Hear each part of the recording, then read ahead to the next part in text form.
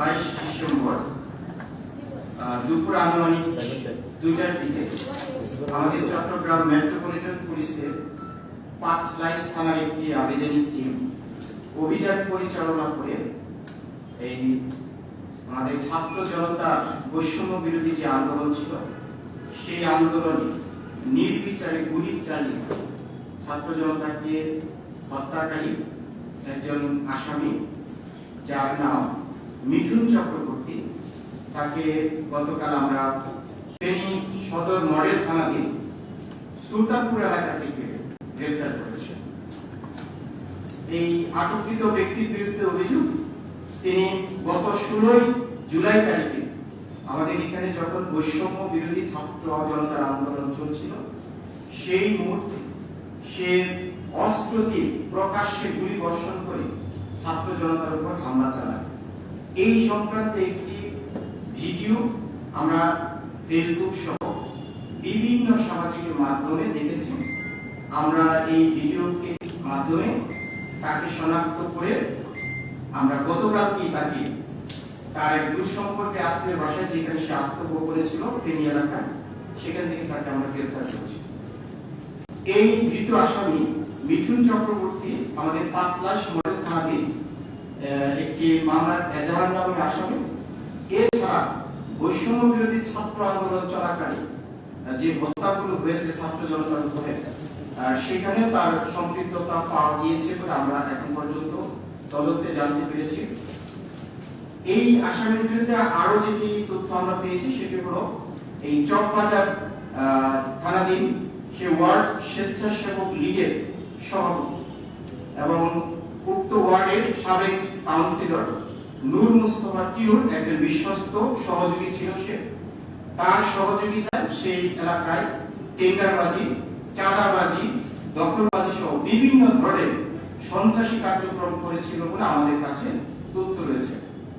এই আটককৃত আসামি নূর মুস্তফা, আমাদের এই আসামি যিনি মিঠুন চক্রবর্তী যার নাম, তাকে আমরা আজকে আদালতে সুপর্দ করব এবং তার বিরুদ্ধে যে প্রয়োজনীয় আইনগত পদক্ষেপ, বিশেষ করে রিমান্ড পেয়ার দেওয়া সহ তাকে ব্যাপক জিজ্ঞাসাবাদ, বিশেষত তার যে অস্ত্রটি এই বৈষম্য বিরোধী আন্দোলনে ব্যবহৃত হয়েছিল সেটিকে উদ্ধারের জন্য তাকে ব্যাপক জিজ্ঞাসাবাদের নিমিত্তে আমরা তাকে আদালতের কাছে একটি নির্দিষ্ট সময়ের জন্য রিমান্ড পেয়ার দেওয়া হবে। প্রাথমিক জিজ্ঞাসাবাদে তিনি স্বীকার করেছেন তিনি ছাত্র জনতার আন্দোলনকে দমানোর জন্য তিনি নিজে সরাসরি মাঠে থেকে এই অস্ত্র দিয়ে তিনি ছাত্র জনতার উপরে আক্রমণ করেছেন। আমরা এই তার যে অস্ত্রটি আমরা ফেসবুক সহ বিভিন্ন সামাজিক যোগাযোগ মাধ্যমে দেখেছি সেটিকে উদ্ধারের জন্য আমরা তাকে জিজ্ঞাসাবাদ করেছি। সে বিভিন্ন সময় বিভ্রান্তিকর তথ্য দিচ্ছে, তারপর তাকে ব্যাপক জিজ্ঞাসাবাদ অব্যাহত রয়েছে। আমরা অতি শীঘ্রই সেই অস্ত্রটি উদ্ধারের জন্য আমরা অভিযান পরিচালনা করব। আমরা ওর অস্ত্রটা দেখছি একটি পিস্তল আকারের, এবং সেই অস্ত্রটা কি অস্ত্র সেটা একটু যদি জানাবেন। এবং আরেকটা হচ্ছে তাকে ফেনীর যেখান থেকে গ্রেপ্তার করা হয়েছে, আমরা রিসেন্টলি দেখছি যে এই ধরনের হত্যাকাণ্ডে যারা জড়িত ছিল তাদেরকে বিএনপি নেতা বা যারা এখন খুব স্বাচ্ছন্দ্যে ঘোরাফেরা করে অন্যান্য দলের রাজনৈতিক কর্মীরা, তাদের বাসা থেকে পাওয়া যাচ্ছে এই ধরনের কথাগুলো। এটা কার বাসা থেকে পেলেন? প্রথমত উত্তরটি হচ্ছে এই অস্ত্রটি একটি আমরা যতদূর জানতে পেরেছি একটি পিস্তল, একটি বিদেশি পিস্তল। আর এই পিস্তলটি আসলে সে বলেছে যে সে তার নিজের নয়, এটি অন্য আরেকজনের কাছ থেকে সে নিয়েছিল, পরবর্তীতে তাকে আবার ফেরত দিয়েছে। এই বিষয়গুলো আসলে আমরা তদন্ত করে দিচ্ছি।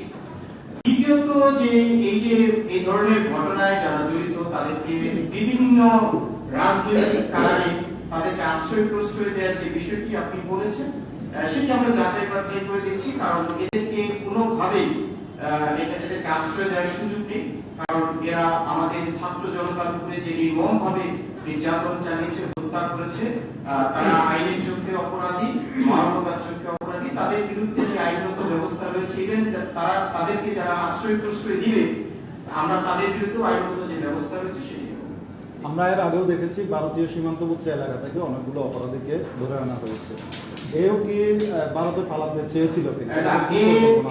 তার যে ছবিটি আমরা সামাজিক যোগাযোগ মাধ্যমে দেখেছি, সরাসরি অস্ত্র হাতে গুলি বর্ষণের ছবিটি, এরপর এটি সামাজিক যোগাযোগ মাধ্যমে বহুল প্রচারিত হওয়ার পর সে আত্মগোপনে চলে যায় এবং নিজেকে গ্রেপ্তার এড়ানোর জন্য বিভিন্ন কৌশল অবলম্বন করে। সে বিভিন্ন সময় তার অবস্থান পরিবর্তন করে আমাদের যে 5 লাইশ মডেল থানাধীন আভিযানিক টিম তারা দীর্ঘদিন যাবত তাকে নিয়ে কাজ করছে, তাকে গ্রেপ্তারের জন্য।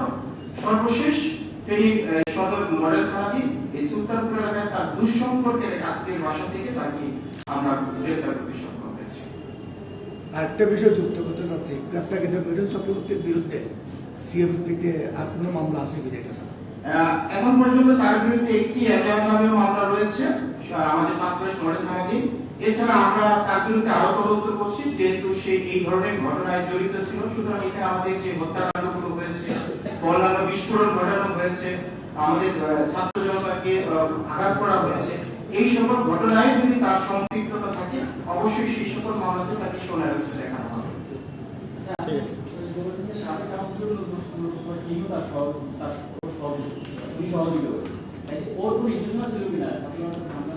জি, এই বিষয়গুলো যেহেতু তার সহযোগী ছিল, সুতরাং তার পিছনে নিশ্চয়ই ইন্ধন দাতা কেউ ছিল, উস্কানি দাতা কেউ ছিল, তাদেরকেও আমরা জিজ্ঞাসাবাদ করছি, তাদের সম্পৃক্ততা পেল, তাদেরকেও আইনের আওতায় নিয়ে আসা হবে।